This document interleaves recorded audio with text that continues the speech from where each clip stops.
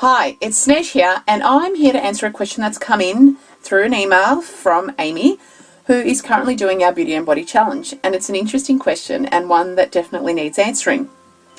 The question is, just wondering if you can offer a bit of advice. What do you do when you hit that time of the month? Suddenly it all seems a bit harder. You feel bloated, your moods are down, and you're using a huge amount of willpower not to devour a block of chocolate and crack open the ice cream. Are there any foods in your experience that help relieve a bit of the PMT side effects and assist with a spike in cravings? Any advice how to reinvigorate that motivation and get over the short term, thankfully, but often mood and motivation shifting phase of the months? Thanks for your assistance. And that is a great question, and it's one that we generally all go through. I go through it too. And there's a few things that we need to understand. Firstly is that many women experience weight gain during that time of the month. For some of us, it's almost unnoticeable, and for others, it can be in a whole dress size or more. But this weight gain isn't permanent, and it doesn't have to derail your weight and health loss goals. And so today I'm going to give you some tips and also some different ways of looking at that time of the month and how to deal with it. But firstly, I wanted to start with the biology behind the weight gain. The biology is pretty simple to understand.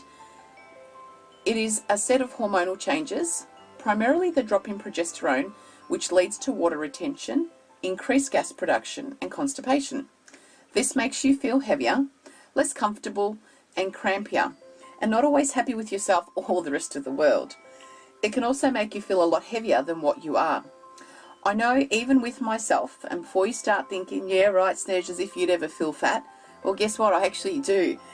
I know it's not true, and with most of us it really isn't, but we do have this deluded self-image at that time, regardless of how big or small we are or how much weight we feel we do or don't have to lose.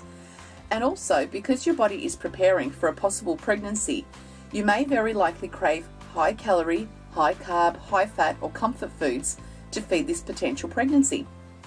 Generally speaking, however, your body self-regulates at this time, and by boosting your metabolism and even increasing your rate of fidgeting, so any real weight gain is usually non-existent or quite minor. I know even with myself at this time I do more, and I also find that I feel like I'm not exercise enough.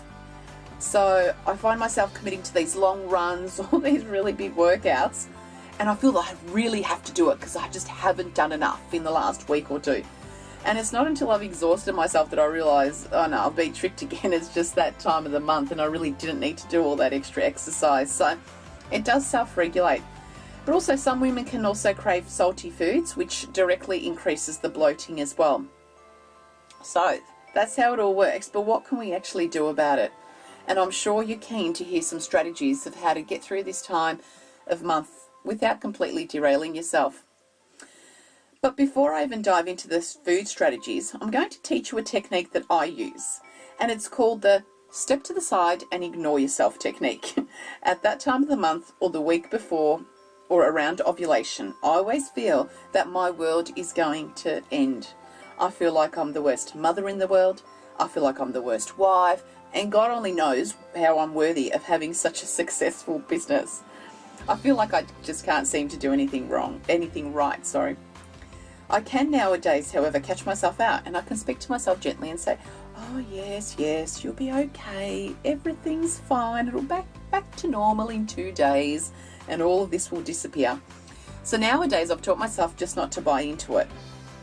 So I don't buy into it, but I do plan for it. I avoid scheduling all meetings and doing any creative work at this time, because my decisions, I know, aren't really the best of quality at that time. So I also ignore the fact that I feel flabby or fat or frumpy or whatever else we call ourselves at that time. Because outside of some tummy bloating, which I can get, we really do not put on that much weight. So the weight comes more so from our behaviours when we feel horrible at this time. It usually goes something like this, and see if this sounds familiar. I feel fat. I'm tired. What's the point? I feel like chocolate. I may as well eat the whole block, and where are those packet of chips that I hid when I was being good 2 weeks ago?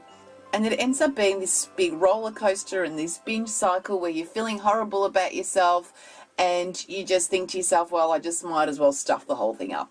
And what I'm trying to say to you today, I guess, is that you actually don't change that much outside of your emotions and your psychology. Your physical being does make some adjustments, but not to the degree that we feel that it does. So I'm happy to say that I don't do this roller coaster anymore. I don't buy into it. I definitely eat more at this time, but I don't stuff myself and, feel like I might as well just completely ruin the week and the day and the month. So it's interesting though that at that time of the month, and I've spoken to a client, it was only a couple of years ago, and she said to me, Snej, by the time the ovulation comes and by the time the monthly comes, and she said to me, in a month I only feel normal for 2 weeks out of the month, and it's really hard to keep on a healthy diet and eat just as much as your body needs and not overeat and keep up with your exercise and all of that sort of stuff. So I get it, it can be a real challenge, and the first step in changing that is just to recognize that that's just what you're going to go through and not to buy into it at all. Step to the side, watch the craziness in action, go, yeah, okay, back to normal, you're the same size, the jeans haven't shrunk, it's fine. So the first step is ignore the heavy feeling, just put it in perspective and follow the next 6 tips. I added a 6th one. So my first tip is to understand that you actually do need more carb and fat at this time. So give yourself permission to eat these things. This is not the time to switch on the diet and try to be absolutely perfect. So you can curb this craving at this time of the month by adding more nuts and avocado and quality grains into your diet. But also give yourself permission to have chocolate. It should be right there in the first aid kit next to the Panadol. It's like your go-to item every month. But all jokes aside, you can have the chocolate. It is not the end of the world. However, I am going to give you a rule around this that you need to adhere to for yourself. Make it your own rule, is that you can have the chocolate, just don't overeat on it or don't binge on it. And this is the big distinction between putting on weight and just enjoying chocolate every month. So incorporate it into part of your day and try to go for the dark chocolate. If that's not going to do it for you, then stick to the good stuff that you prefer, but incorporate it within your day. So replace your morning or afternoon snack with chocolate. Okay, add a Snickers bar in there, one of those mini ones. Yes, I said Snickers bar. Or you can even have some for dessert. Make your dinner slightly smaller. Leave room for it. It's okay to have these high sugar, high fat things at that time of the month. It is not okay to binge on them. So my second tip is to drink a lot more fluids. I drink a lot more water at this time, and I add really nice juices and herbal teas. Because I do feel heavier and I can get bloating, and we generally all do, drinking extra fluids really helps. It always makes me feel lighter and fresher. So what I'll do at this time is I'll always create some really beautiful juices to sip on throughout the day. You'll be amazed how good it actually can make you feel. Because rather than contributing to that yucky, heavy feeling, you're actually making yourself feel lighter, which does feel good.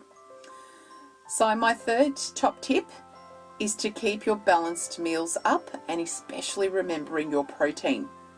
I know that you may not necessarily feel like it at this time, and you will want the carbs more so, but keep it up, because the minute you skip your protein, you naturally become hungrier and you will crave carbs, and then it becomes that carb cycle. So to help with this, you can have your proteins warmer. So have proteins in stir fries, in soups or casseroles, rather than having like a chicken or tuna salad, because at that time of the month we do want to feel warmer, we do want to feel nurtured. So that's another way that you can do it. My fourth tip is to keep moving. So keep your exercise up. Again, you may not feel like it to begin with, but keeping up your exercise will help with your bloating and cramps, and the endorphins can definitely reduce your cravings as well. Always picture how great you will feel at the end of the session, because that's the motivator that's going to get you off the couch, or when you've had a big day at work and you're exhausted, that is what's going to get you over the line, putting your shoes on and getting out the door. So the biggest thing there is always remember that feeling. You're feeling rubbish now, you're feeling heavy, tired. At the end of the workout, you will always feel better. So keep that in mind when you're trying to convince yourself to get out to the studio or for a walk. My fifth tip is to make sure you take a probiotic or to increase your intake of fermented foods such as yogurt, kefir, sauerkraut, kimchi, tempeh, and all the other foods that contain good bacteria. Because what we want to do is we want to flood our system with good bacteria at this time, because it can help to reduce the sugar cravings. I always do this a couple of days before when I know that time's coming around. So flooding your system with good bacteria is definitely one of my best tips. The last tip, and it's just some general advice, is to make sure that you see a naturopath or doctor if this is quite hard to manage for you, and if these tips don't help all that much, or you just feel that they're not even going to touch the surface or be able to shift that craving and that feeling.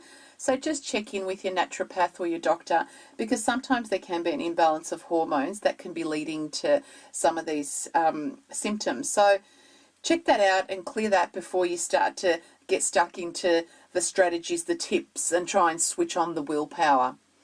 So there you go, my top 6 tips to curbing your cravings and avoiding weight gain every month when it's that time of the month.